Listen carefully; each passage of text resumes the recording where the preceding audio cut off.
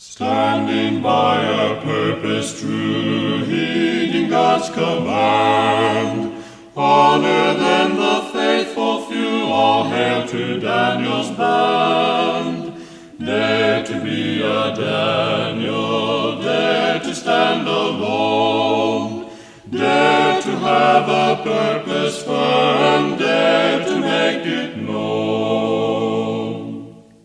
What a blessing it is for us to spend time in the study of God's Word, to see in there God's important message for us, God's great commission for us to preach to the world, and to see what is our role, especially in these times in which we are living. For the last few weeks, we have looked at the historical sections in the study of Daniel.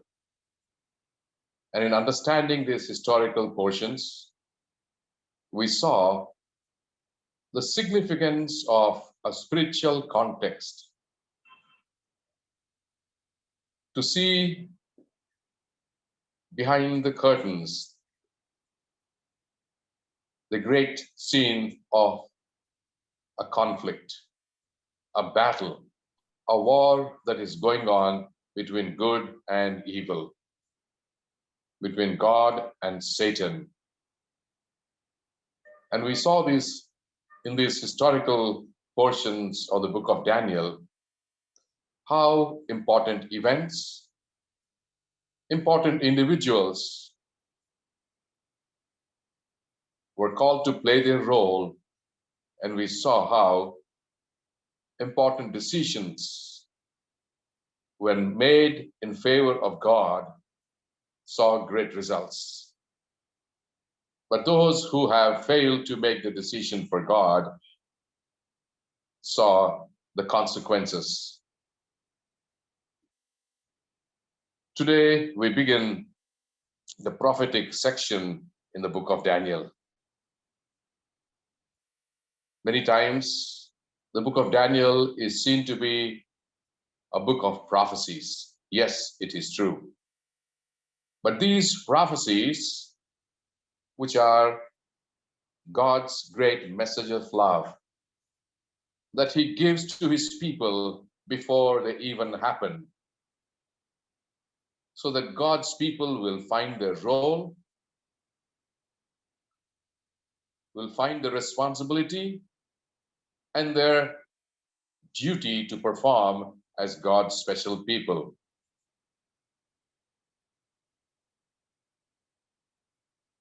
The first 6 chapters showed us that God is very much active in this world at the present time. And he is intensely involved in this warfare that Satan is raging against God's people. And we saw how God took the side of his faithful ones, the Hebrew young people,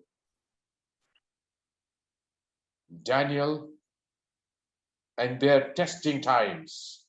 And when they remained faithful to God, how it was great victory for God. And we also saw these pagan monarchs, Nebuchadnezzar, Belshazzar, Darius, and Cyrus, these Babylonian and Medo-Persian kings, in whose lives this battle also waged. A very important theme in the book of Daniel is presented to us in chapter 7, which is really the heart of the book of Daniel. Chapter 7 presents to us the theme of the book of Daniel, as it is suggested by the name Daniel, which means God is my judge. The main theme is judgment. But we can see in every chapter, once again, God's judgment. In chapter 1, we saw how God's people living in Palestine were judged by God after repeated warnings and provisions that God gave them. When they failed to heed to God's instructions, messages of his chosen prophets, God's judgments came upon them. And so the northern kingdom, Israel, suffered captivity by the Assyrians, and then followed by the southern kingdom, Judah, which was taken captive by the Babylonians, as we saw in chapter 1. And in chapter 2, we see God telling this heathen king, Nebuchadnezzar, God's judgments will come upon every nation when they receive their privilege to be God's appointed rulers of this universe. And when they fail, God's judgments would come upon them. One nation followed by another. In chapter 3, we saw God's judgments upon Nebuchadnezzar. In spite of God warning him about this impending doom that was to come upon him, upon these Hebrew young people, God's favor was in him, in them, because they remained faithful to God. And when Nebuchadnezzar chose to go his own way, God's judgments would come upon him. And in chapter 4, we see God warning Nebuchadnezzar once again about the judgment of God that was to come upon him.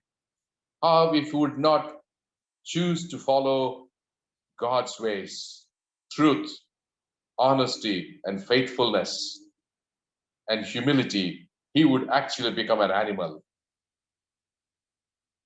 But God's grace was sufficient for him to return back. When he turned to God, God accepted him once again. And in chapter 5, we saw this young monarch, Belshazzar, choosing to follow his desires of his heart, to desecrate the holy vessels that were brought from the temple in Jerusalem. God's judgment came upon him, his death, that night, fateful night, when the Persians came and conquered Babylon. When judgment finally came upon the nation of Babylon, curtains down, end of Babylon. Then starts the New World Empire, the Medo-Persian Empire. And in chapter 6, we see Daniel now living in the reign of the Medo-Persian Empire, one who becomes the target of Satan and his agents. But he was faithful to God, and God saved him, even as Darius believed that the God of Daniel is a powerful God. And then judgment came upon his enemies, his colleagues who planned for his death. And finally, when judgment came upon them, they became the meal for the lions in the den.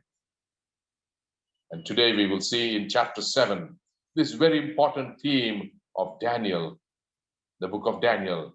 Judgment once again being pronounced, being issued to God's enemies. We will continue to see in this chapter a parallel to the prophetic vision of chapter 2. But interestingly, as we see in this apocalyptic, parallel prophetic visions, a telescopic view that is emerging. In chapter 2, we see broad strokes of history. And in chapter 7, we come to a more narrowed presentation of this enemy of God that would join against God's people to persecute them, to desecrate God's holy name. And in chapter 8, we will see how God's chosen son, his only son, is going to become God's great antidote for sin, about the great ministry portrayed in the sanctuary service. And in chapter 9, we see the coming of the Messiah and his death and the great prophecy about the Messiah. And in chapter 10 to 12, the last vision, we see more specific prophecy about that opposing force on whom God's judgments will come. And so in chapter 7, we will be prepared to see the judgment, especially in the book of Daniel. As we begin in chapter 7, verse 1, Daniel had a dream and visions of his head while he was on his bed. Daniel chapter 2 and chapter 7 has many parallels, but be prepared to hear that there are also differences. And chapter 7 expanding and focusing in areas that chapter 2 does not present.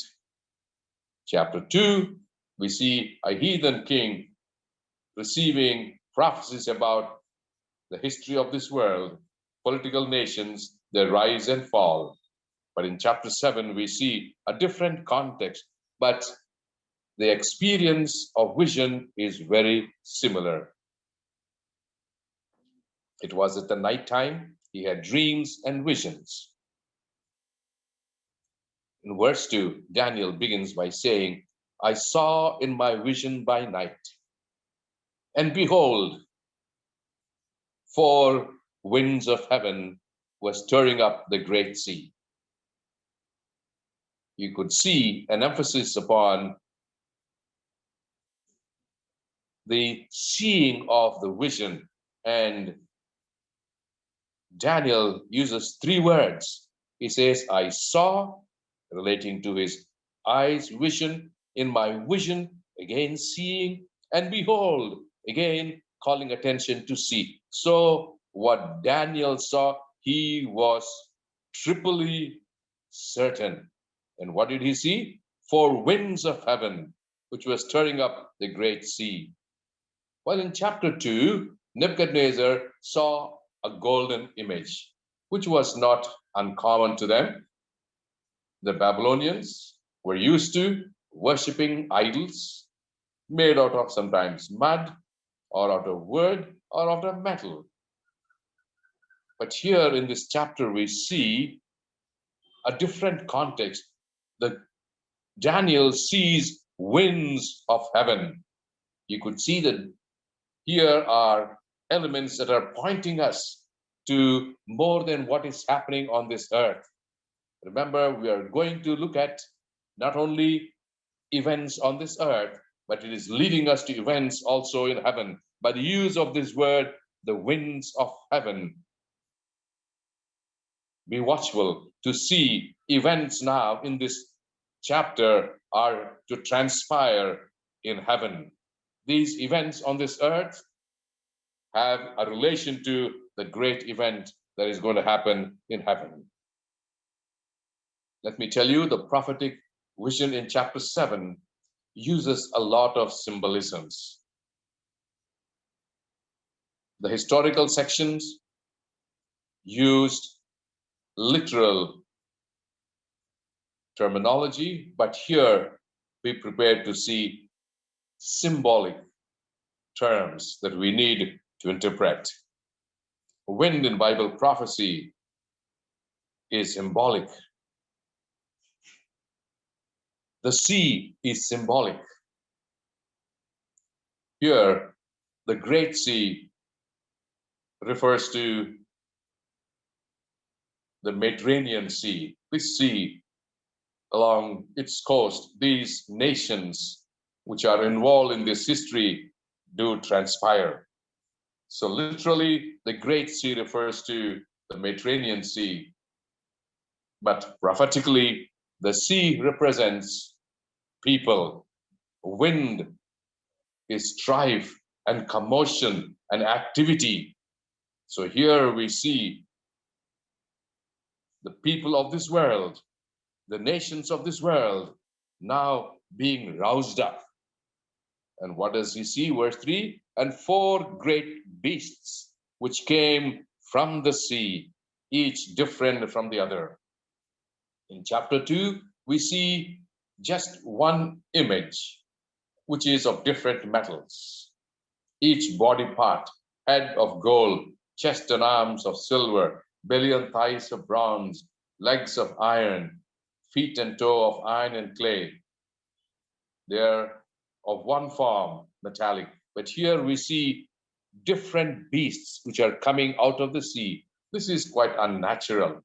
Usually we see beasts or wild animals living in the forests, in the jungles. But here are these animals, beasts coming out of the sea, out of the people. So these are nations again coming out of the people now in symbolic language. And as we see the first beast, verse 4, it was like a lion. It is not, he says, it looks like a lion, but this beast is composed of certain elements, certain features that are more than what Daniel could call a lion. It says it had eagle's wings. It had eagle's wings. Here is a composite animal. Here is an animal which is related to a natural animal, but it has features which are different, and these constitute a composite beast. And what happened as he continued to watch, the wings were plucked off. Eagle's wings on the back of this lion were plucked off, and it was lifted up from the earth and made to stand on 2 feet like a man, and a man's heart was given to it. Very strange that we never hear of for an animal. Lion, yes, we know. Eagle, lion, the king of the animals. Eagle, the king of the birds. So here is a beast that has royalty as a king of the animals and as the king of the birds. But what happened as he saw? The lines were plucked off, and we know the wings being plucked off means that power has been removed. And then, unlike a lion which stands on its 4 legs, this lion now stands on its 2 feet like a human being, like a man. And he was given a human heart. Yes, there is certainly something very different with this animal, with these animals that we will see in this chapter. They have animal features, they have composite features, and they also have human features. So here are brought together a political power, which is also given features like that of a human being who is made in God's image with a spiritual nature or a religious nature. A kingdom, a power which exercises both political powers as well as religious powers.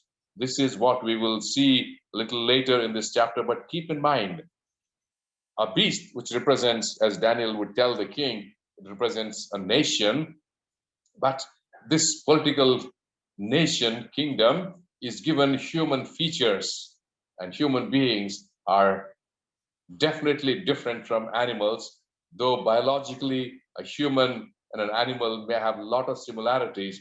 But what makes a human being distinct from an animal is his spiritual nature. But here is a nation which has both physical features like an animal and spiritual features like a beast. And then he saw a second, which was like a bear. It was a bear, but it again had something different. It was raised on one side and had 3 ribs in its mouth between the teeth. And they said to it, "Arise, devour much flesh." This second beast, which looked like a bear, had one shoulder higher than the other. Normally, its 2 shoulders are on the same level. But in this vision, A bear had one shoulder higher than the other, showing that the two sides of its shoulders were not of the same power. And it had power to devour much flesh. As you will see, lion, the first beast, is a common symbol of Babylon. Anywhere you go in the ancient Babylon, lion depicted Babylonian royalty. Likewise, a bear, which lives in the mountains, represents a nation that came out of the mountains, the Medes and the Persians. But we know that these two kingdoms, one is more powerful than the other. And what happened? This beast was eating much flesh, and in its ribs were three, in its mouth were three ribs stuck there. It was so much engrossed in conquering that even three ribs got stuck there. It was conquering many nations of the world, of the then known world. And then the next beast, verse 6, I looked and there was another like a leopard. The fourth one was like a leopard. It was not just a leopard, but it had on its back 4 wings of a bird. And the beast also had 4 heads, and dominion was given to it. Yes, the leopard is known to be a very fast animal, a swift and cruel animal. But added to its swiftness, we have wings. So this is a power that rose with such great speed and conquered the world. And we know clearly, following the Persians was the Greek Empire, spearheaded by Alexander the Great. And in a very short time, he conquered the whole world. And yes, it was this great beast, but dominion was given to it. And then the fourth beast, it was dreadful and terrible and exceedingly strong. 3 great adjectives.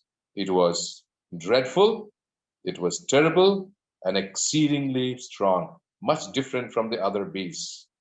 It had iron teeth, and it was devouring, breaking in pieces, and trampling the residue. The fourth beast was certainly different. Daniel could find no animal that he knew in the jungle that represents this. It had iron teeth. And what was it doing? 3 verbs. It was devouring, it was breaking in pieces, and trampling the residue. It's going in threes. 3 adjectives to describe it, 3 verbs to tell about its activities. Yeah, but it was different from all the beasts that were before it. It had 10 horns. You don't see this normally anywhere, a beast with 10 horns. But here was this beast with 10 horns. And he saw something very strange happened, as we see in these prophetic messages. And as he was considering, among the 10 horns, on the fourth beast came a little horn among them. And what did this little horn do? It was small when it started, but it became big, strong, and it pulled down 3 horns. Yes, 3 powers were brought down and given, as it were, place for this little horn. And what else? And this little horn, later part of verse 8, had eyes like the eyes of a man and a mouth speaking pompous words. Here to this horn, this political power, what was added? Eyes like a man and mouth speaking pompous words. Human features. Here is a power that chapter 2 does not mention. Chapter 2 comes up to clearly the 4 beasts with its parallels in chapter 7. And of course, after that, we see the 10 kingdoms, but 10 horns of the beast. But after that, in Daniel 2, we see a stone that was cut with no human hand from heaven came and destroyed the statue. But here we see greater details of what happens between the last world powers, the 10 divided kingdoms of Rome, until the end time. This little horn, which had eyes and mouth, speaking great words. And so Daniel gives us interpretation of these days. But then he sees that next important event. He says, I watched till the thrones were put in place and the Ancient of Days was seated. Here we see the remaining part of this chapter. Up to 8, verse 8, we see the historical section. But from verse 9 onwards, we see the prophetic section. And what is the main issue? We see that as the little horn that we saw in verse 8 is carrying on its activities, we see this judgment scene, the Ancient of Days. And it describes to us God with his garments white as snow. His head was like pure wool, and his throne like fiery flame. And a fiery stream issued from before him, and 1,000 times thousands ministered before him. This is a scene, as Daniel says, the court was seated and the books were opened. Here is a typical scene of a court, especially in the ancient Near Eastern context. The heavenly beings, the chief judge, and his retinue. And then when he comes, the court receives him. And then the books were opened and judgment takes place. So we see here the main focus of chapter 7 is judgment and the little horn and its activities. As we see here thus far, these great events of Daniel chapter 7.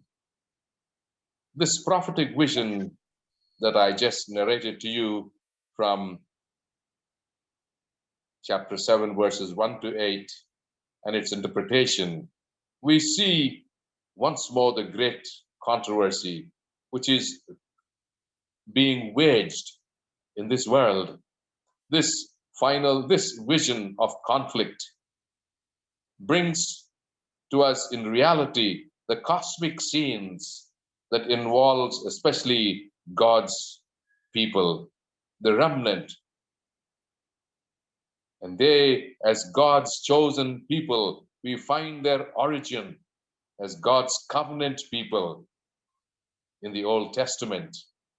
Prophets like Isaiah, Jeremiah, Micah, and Zephaniah, and Ezekiel talks about God's remnant people, God's chosen people. And also in the New Testament, the book of Revelation talks about this special group of people called the remnant, who become now the target of this great agent of Satan called the little horn. And as we see in the scriptures and the history of scriptures, in every age, God's remnant people identified because they become the target of the opposing forces. Revelation chapter 12, verse 17 tells us that the remnant are those who keep the commandments of God and those who bear the testimony of Jesus. And as the remnant people of God throughout history go through trials, persecutions, we see they are delivered by God. This great controversy that we see in the book of Daniel is surely a fulfillment of the first prophecy in Genesis 3, verse 15, where God said that he would put enmity between the serpent and the woman, between her offsprings, the woman who is the church, and her offsprings, God's remnant people, will become the target of the serpent. And between these two forces, there got to be an enmity that God places between them. And without this enmity, humans would be friendly terms with Satan and remain on his side. We who are God's people know that our enemy is Satan, and we should be at enmity because it is God who put this there for us. And this enmity is necessary for man to recognize that he should be on the side of God rather than Satan, who uses various agents and instruments to bring God's people to side with him rather than with God. And so we see Satan's agents are constantly working under his direction to establish his authority and build up his kingdom in opposition to the government of God. And so to this end, they seek to deceive Christ's followers and allure them from their allegiance. Like their leaders,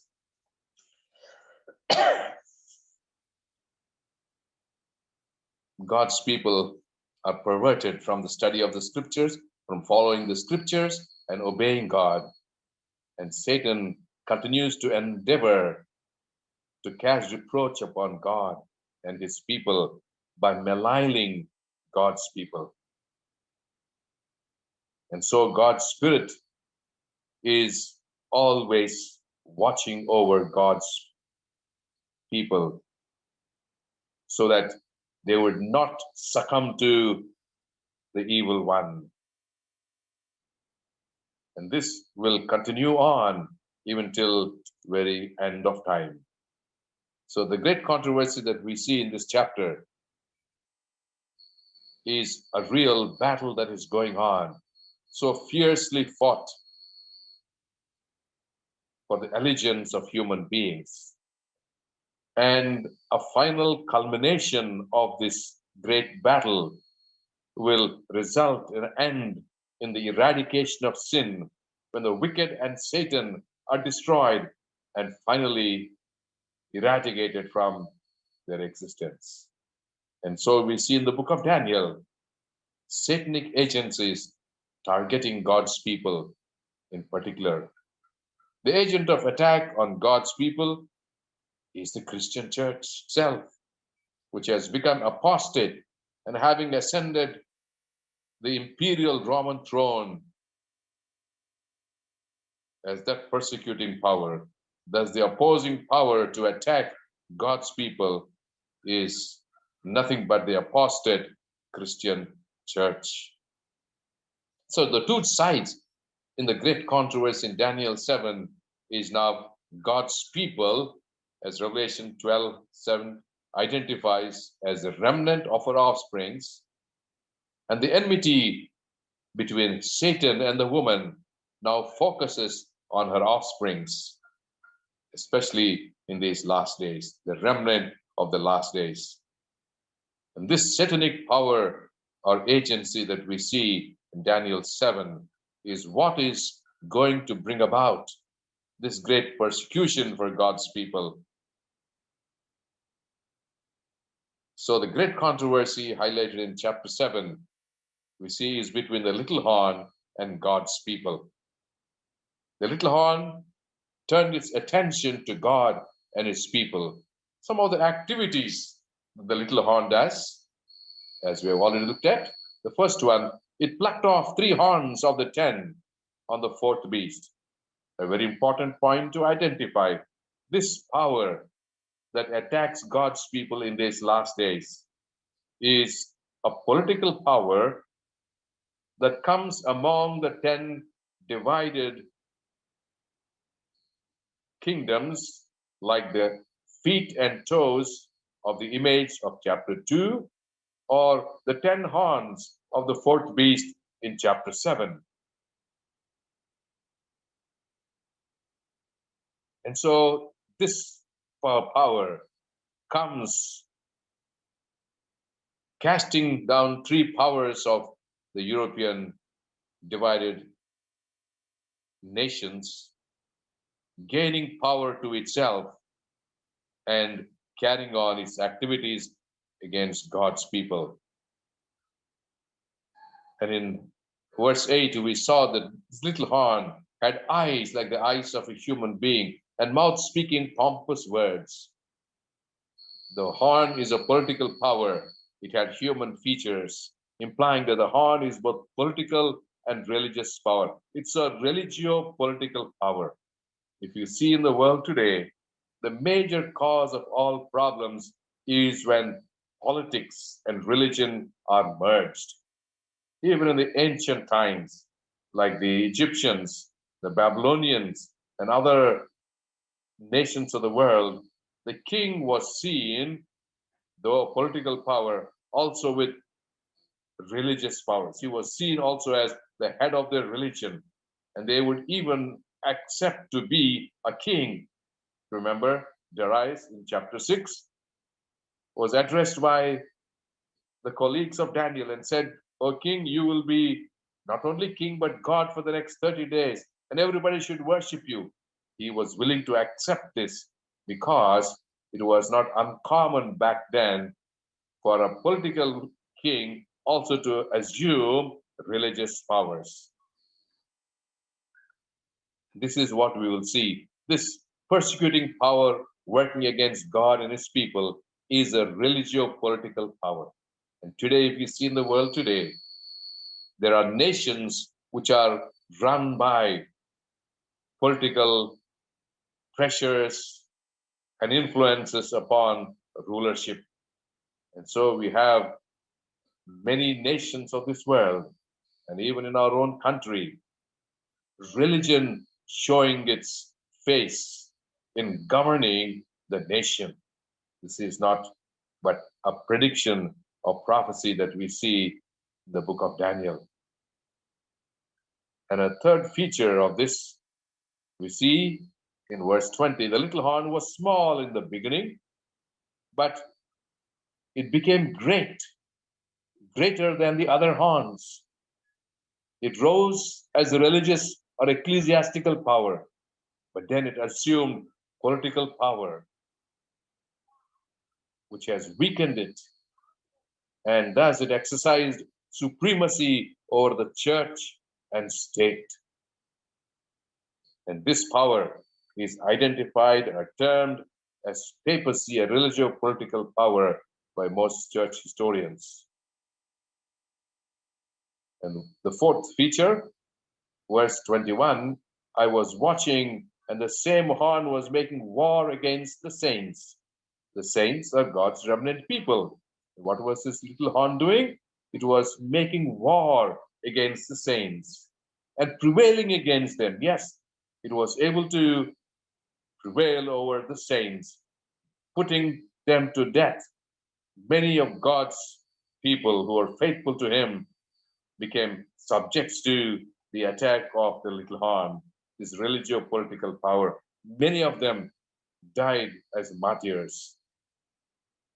The fifth feature, we see its activities. He shall speak against words, pompous words against the Most High. This little horn power not only was persecuting God's people, but even speaking blasphemous words against God. It's a persecuting power. It's a blaspheming power. What else was it trying to do? And it shall intend to change times and laws. This power is assuming spiritual powers, even taking the powers of God, usurping God's powers, trying to change times and law. Yes, times what's set up by God. Right there in the book of Genesis, chapter 2, we see it is God who set up the celestial bodies like the sun and the moon and the stars to determine for us times. when it is daytime and when it is nighttime. But this power is trying to change the times that God has set up. This power which was exalting even against God, just as Lucifer in heaven. In Revelation chapter 12, we see he rebelled against God. He wanted to be greater than God. He wanted to have his throne above the throne of God. Yes, it is a satanic power trying to change times and law. God's universe is run by laws that he set up. He gave laws in the physical world, in the scientific world, and also in the moral world. And this power is trying to change God's laws. But nobody can change, we know. But it is only an attempt that the little horn is trying to make to show itself in opposition to God, to raise itself even above God himself. Yes, my friends, such kind of a power did rise, especially in the medieval world, medieval times. The Christian church, which started with Jesus Christ, followed by his disciples in fulfilling the gospel commission. The Christian church started in a very small way amid persecution by the Romans at that time, by the Jewish nation themselves who persecuted God's disciples, Jesus' disciples, starting as a small church. It grew amidst persecution, but faithful believers of God scattered throughout the world. And as Jesus said, go ye into all the world and preach the gospel to every nation, kindred, tongue, and people. Gospel spread throughout the world in the first 2 centuries. The whole world received the gospel. Then, as the church established, we see in the Christian church, the purity was lost. And when persecution came, we see many changes. The church now became universal, and consequently, it became worldly. False teachings came into the Christian church. The church was then, as an institution, was involved in financial activities. It became a religio-political power, controlling both the politics as well as the religion. Theology during the medieval times was influenced by philosophy and sciences rather than in the thus saith the Lord revelation of God. Ecclesiastical powers were claiming divine powers, even to the extent of blasphemy, speaking against God himself. This persecuting power, especially in the medieval ages, began to target God's remnant people. They tried to change the law of God and the days of worship and so on. They tried to take the place of God, or Christ. Christ, by his death and his blood, is only one who is able to save us, forgiving our sins. But then this was taken up by other powers claiming to be able to forgive human sins. And so the consequences of this eventually led to apostasy that came into the Christian church. Thus, this power, which came to, in some ways, persecute God's people, made the church a place, so being a blessing and carrying on the gospel commission, has actually turned out to be an opposing force, a blasphemous power, persecuting God's people who are faithful to him.